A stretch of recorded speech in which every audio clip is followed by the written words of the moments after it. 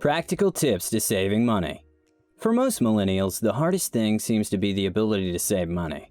While it's not every day, the likes of the avocado toast story and similar stories with millennials' money-saving ineptitude come out. They are frequent enough that a stereotype is forming. Some millennials have problems with saving for the future. Many millennials can save money as a young adult, but others still have difficulty. The millennials that do keep for the future tend to be saving a fixed amount for their retirement. As to whether or not this will work for them in the long run remains to be seen. Let's take a look at two typical millennials. First, we have John. John is in his late 20s.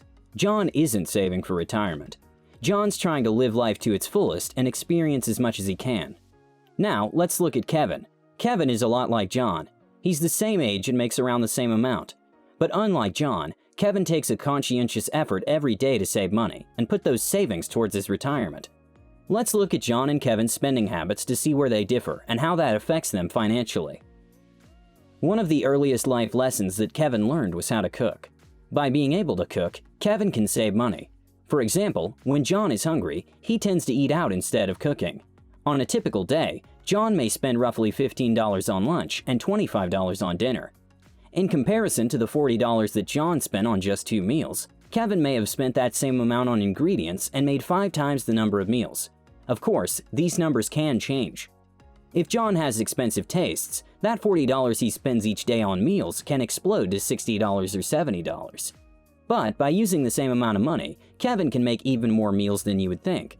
You see, by Kevin choosing to buy groceries and cook at home, he can save the almost $280 per week that John spends on food.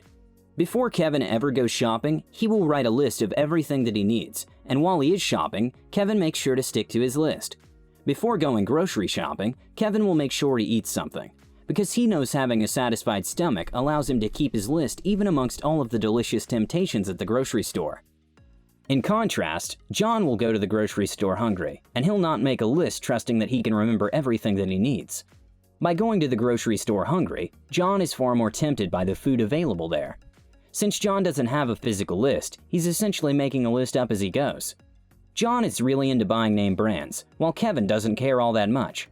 But because John only buys name brands, he shops at places where he can buy them, which are usually a bit more expensive. By being able to shop for the generic and occasionally store brands, Kevin can save anywhere from 10% to 20%. Kevin will also go to Walmart instead of going to Target like John. Sadly, both Kevin and John do have their vices. One of the steadiest drains on anyone's wallet is their vice. This vice can range from smoking, drinking, gambling, or collecting. Anything, when taken to the point of excess, will become a vice. After a long day at work, Kevin likes to drink a beer or maybe a glass of wine. Though Kevin wants to save money, his biggest obstacle is his vice. The average American will spend $565 a year on alcohol. While Kevin's vice is hard on his wallet, it's nothing like John's vice. John is a pack-a-day smoker.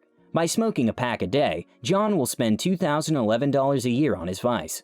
By looking at what the average American will spend on these two vices annually, we can see how they are not only hurting John and Kevin's physical health, but also financially. Kevin and John both recently purchased homes. After buying a house, one of the easiest ways for Kevin to save money is to replace all of his light bulbs with energy-efficient LEDs. But Kevin is not happy with just that savings. He wants to reinvest in his house. So, he's also looking into replacing the old inefficient appliances with more efficient ones. By reinvesting into new appliances to ensure that they are energy efficient, Kevin will save 25% or nearly $550 a year on energy costs. Beyond saving money on his energy bills, Kevin is also now looking into ways he can save on his water bill. One of the biggest fears of a new homeowner like Kevin is unexpected costs that come after purchasing your house. Some of the most common unexpected new homeowner costs are maintenance cost, property tax, insurance, utility bills, and so on. But with the money Kevin is able to save on his utility bills, he's able to buy more appliances and furniture for his house on his schedule. In comparison, John sees the upfront costs of getting new and energy-efficient appliances or the purchases of LED light bulbs as unnecessary and decides to wait until he needs to get them instead of being proactive. What this means is that if John's appliances do break, then he will be scrambling to purchase a new one and may end up overpaying because he did not do enough research. Kevin, on the other hand, likes to wait 30 days before making any big purchases.